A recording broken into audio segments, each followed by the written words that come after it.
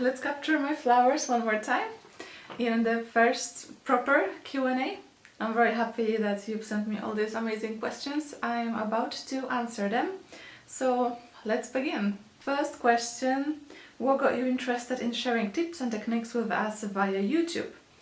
I'm quite a quiet and introverted person. I wanted to improve my speaking skills and presentation abilities.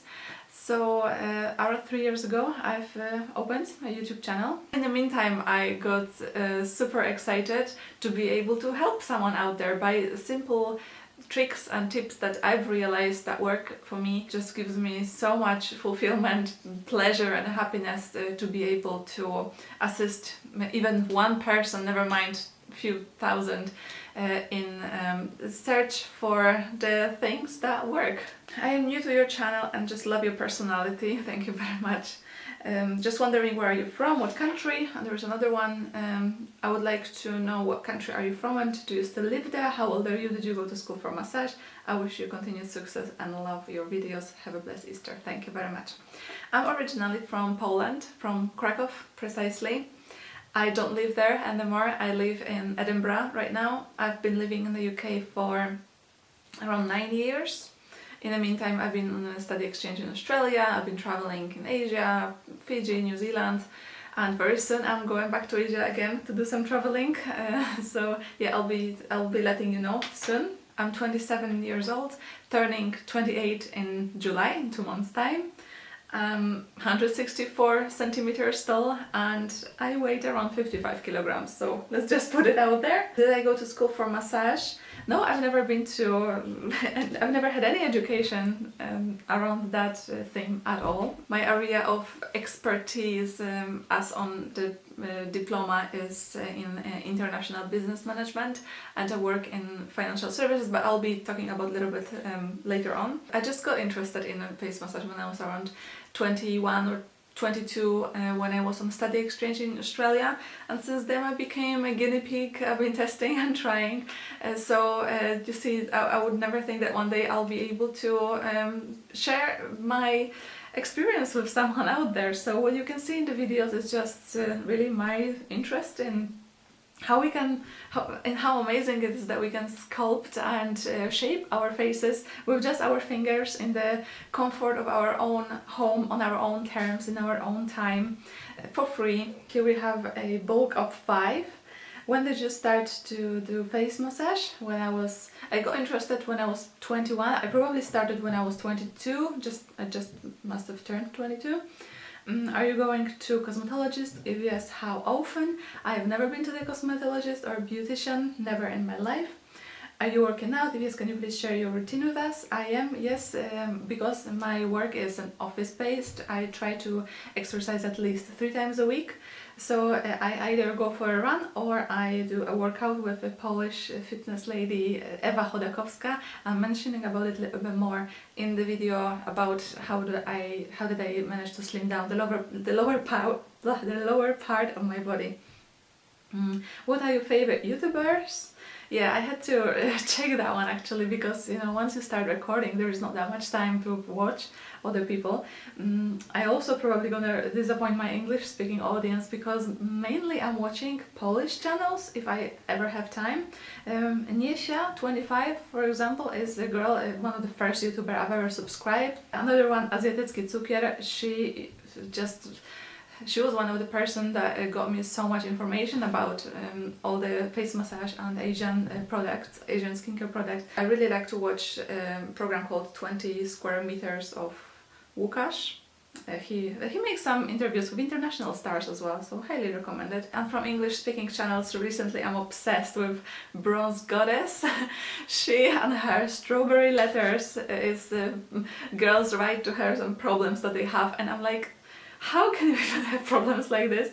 Some of these people are just, unthinkable. She is amazing and replying, and she has such a wisdom as well. I highly recommend it. What is your favorite online shop? I have to admit I don't really shop that much. I probably used to in the past. but now I'm more minimalistic in my approach to everything, so I would rather get rid of stuff than buy new. But if I do have to, then I'm looking at Dorothy Parkins and her dresses, well, their dresses. They don't have a shop in Edinburgh, so if I want anything I have to order online. I recently liked Le Rodette. J. Crew is really cool but quite pricey. From shoes I like Clark's. So yeah, I will leave you links down below. What is your career and did you go to university? What was your major and area of study? What do you do for a living? How do you find living in Scotland? Where do I work? I finished university in Newcastle upon Tyne. I've done international business management. I am working in the field. Edinburgh is the second capital of the UK when it comes to financial services and banking. Although it's financial services, I work in the digital marketing department, which is so much fun. Always something's going on. We have some sponsorships with quite well-known people, and it's just fantastic because we have opportunity sometimes to meet them, to record them when they are visiting us, so it's a lot of fun. How do I find living in Scotland? Okay, I'll tell you that Scotland is one of the most beautiful and undiscovered and unappreciated, maybe even, places I've ever been in. Scotland and Ireland, they are both stunning. I would say it's equivalent to New Zealand. I love Scottish people because they have balls. They have this pride in who they are, where they're from. I have a few good friends from here, so I definitely cannot complain on anything about this. I'm also quite lucky because Edinburgh is actually the place that's surrounded by mountains, so the weather is really not bad at all compared to, for example, Glasgow, which is only 1 hour away. Glasgow is like pouring rain most of the time, but Edinburgh is really lucky. Even today we have beautiful sunshine. Edinburgh is also very green. One thing I would say though is that I think it has nothing to do with where I live. I just feel like in my heart I'm not sure if I found that one place that I would know 100% that I want to settle in. I live quite away from my family, and yeah, you know, sometimes it can feel a bit lonely, but I think as years go by it will clarify itself where is my place. What do I like to do in my free time? Free time I count as everything after work. I work 9 to 5, so everything else I do can be divided into 3 areas. It's either relaxing, meeting with friends and family, or further educating myself or working on my... Oh, sorry, I just pushed my hairsprays. Or educating myself and doing some work for myself, including YouTube. I'm a kind of person that likes to be productive even when I'm resting, so I either sleep, either sit in quiet and peace and just really rest my mind, or I just go for exercise. Meeting friends and family, yeah, that's kind of obvious. We like going to cinema, I like meeting in a park and just for a walk, or I don't know, for coffee, or I like to stay overnight at my girls' friends, you know, these chatty evenings, the best time. One evening per week I'm sacrificing for studying German. Another day a week I'm meeting with a girl who helps me with the sound of my accent, because I thought to bring my English to the next level, focusing on the sounds I'm making to one day maybe sound a little bit more like a native speaker would be a good idea. Yeah, that question. You are so beautiful and unique, thank you. Are you married, children? If not, do you mind explaining why? I love your channel so much. I am not married, I have no children. I recently came out of a relationship with somebody who was very controlling. I'm very happy to be out, very far away from that situation, with very little bruising, thankfully. As for now, I'm just gonna say that I'm moved on and happy, but I've decided to keep my personal life away from public eyes, at least for now. I'll see what's gonna happen later. I hope you'll understand. I really enjoy watching your videos. My question is, what do you think is the secret to maintain a happy relationship? I'm also an introvert and being in a relationship suffocates me. Any tips? I think there are like 2 sides to it. First of all, from my experience, you need to have a right partner. Because if your partner, and I don't agree that he has to be introverted as well, if your partner doesn't understand you, doesn't even have a concept of the time that you need to spend alone, that's gonna be a problem. From my experience as an introvert, the feeling of love around someone also charges me. It's the feeling of the peace in that person, or not, or if that person doesn't have the peace, that's what throws me off balance. I cannot be around people who have mountain of problems. Like, I know everyone has something, it's okay, but if the person just cannot find a peace within them, I can pick up on it. I think it really is down to a partner. On the other hand, however, while reading this question, I have a feeling that you are not quite okay with that fact in front of yourself, because I think if you know yourself and you accept yourself, love yourself just the way you are, you know your own boundaries, then you can easily communicate it with someone. I think this is what takes off the pressure of relationship, that, oh my god, I'm an introverted, how am I going to function in a relationship? I think you will be fine. What do you think will happen in 2 years' time about UK versus EU? I think we need EU and EU needs the UK. I think that 3.5 million EU should still live in the UK because we are all friends. I can only tell you my own opinion, and my own view is that, at least for people living here in the UK already, I don't think much will change. I do think that some documents will be needed, some extra, I don't know, paperwork to fill out, but I just cannot foresee how the UK might suddenly kick out all these people. I think the transition will be much smoother than we all can imagine. Headlines in the magazines like to shout out loud, or this and that will happen, but nothing is for sure, nothing is settled. I'm already a British resident, but if someone is not, I would just work towards having the documentation finished, and then you can decide yourself where's, you know, whether the UK is a place for you or not after Brexit. I personally don't worry. I don't fear what's going to happen with the economy. I don't fear what's going to happen at work. What's going to happen is going to happen, and then I'm going to think about it once it's happened, because some things are just, you know, unpredictable, and it's okay, it's just a part of life. Do you have any good tips on large paws? My paws are getting larger as I age. What works for me is to keep them clean. I really love my electric brush for face, to wash my face with it once a day, but before I was using just an old toothbrush, using deep clearing and tightening face masks like Deep Sea Mud Mask.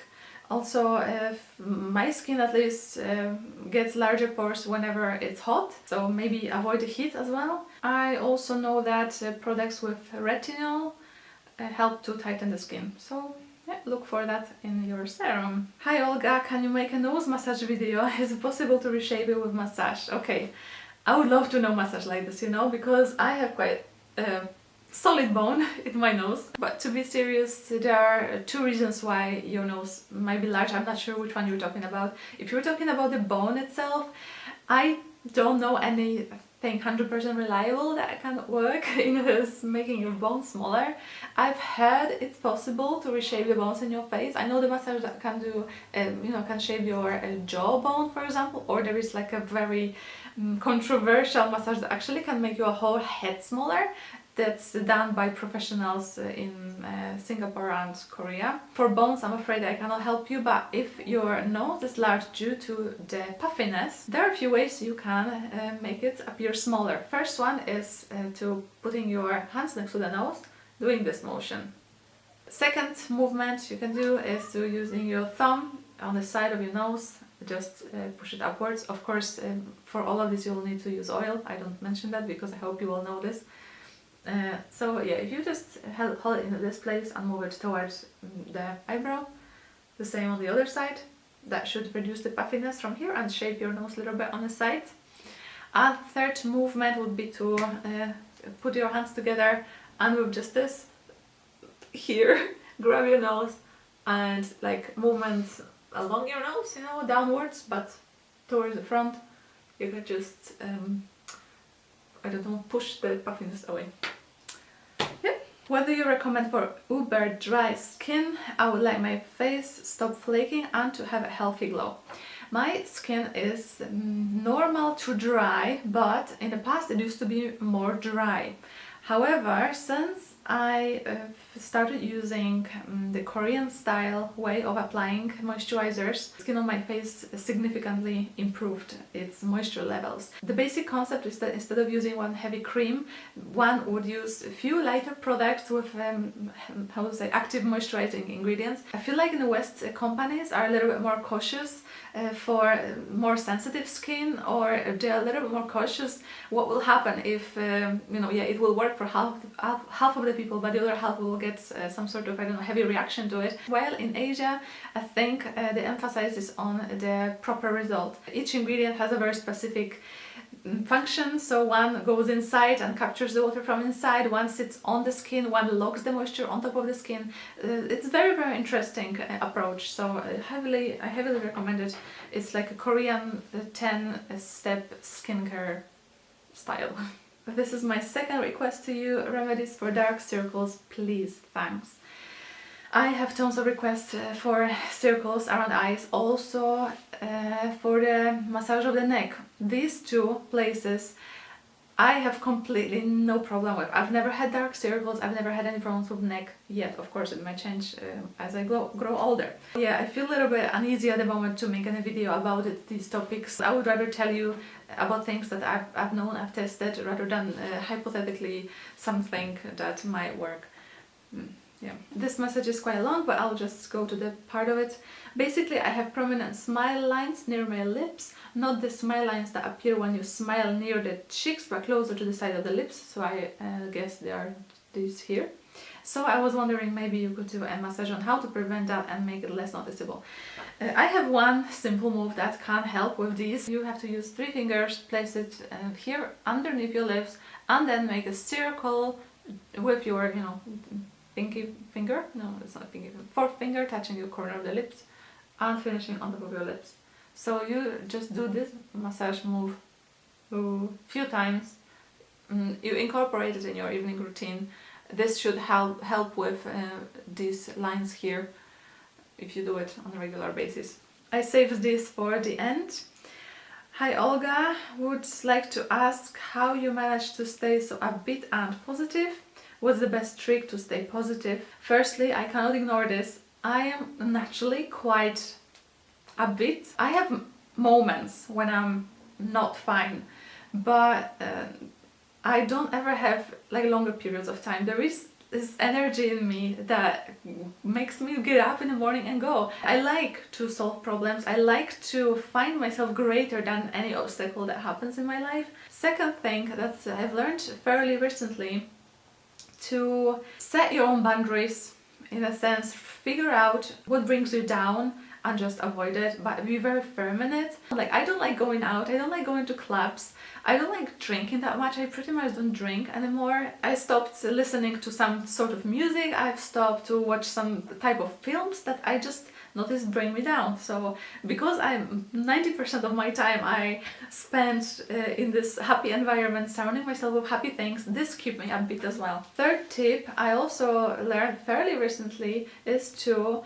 let your emotions out. I have been a fan of this positive thinking, always happy person for years, and the only thing I've noticed after so much time of looking away from all these sad feelings is that if you don't look at them, it doesn't mean they disappear. As beautiful as being happy is, there's nothing wrong with being upset. These feelings are given to you for a reason. It doesn't mean that we should look away and pretend that they're not there. We really naturally are all drawn to positive. We're always going upwards, and the negative emotions are almost like just a road sign that wrong way, something is not right, These days when I feel like crying, I just go and cry my eyes out. Once you start crying, it only takes a few minutes and then it feels like zen again. And the fourth reason how I managed to stay so positive, I cannot not include it in the answer to this question. I believe in God. If one can realize how valuable, precious, perfect, loved, taken care of is in the eyes of God. Even if everyone leaves you, even if you lose everything, even if you're a poor beggar on the street, you are still precious child of God. I've never been more at peace, feeling more secure, feeling more good just where I am, because I've discovered that this is the exact place I should be right now. And until I perfect wherever I am, until I do the homework of the lessons that I am currently going through, I won't be able to move forward. The very last question is kind of related to what I've said, but I just want to say a couple of more things about it. Hi Olga, I have a question about self-esteem.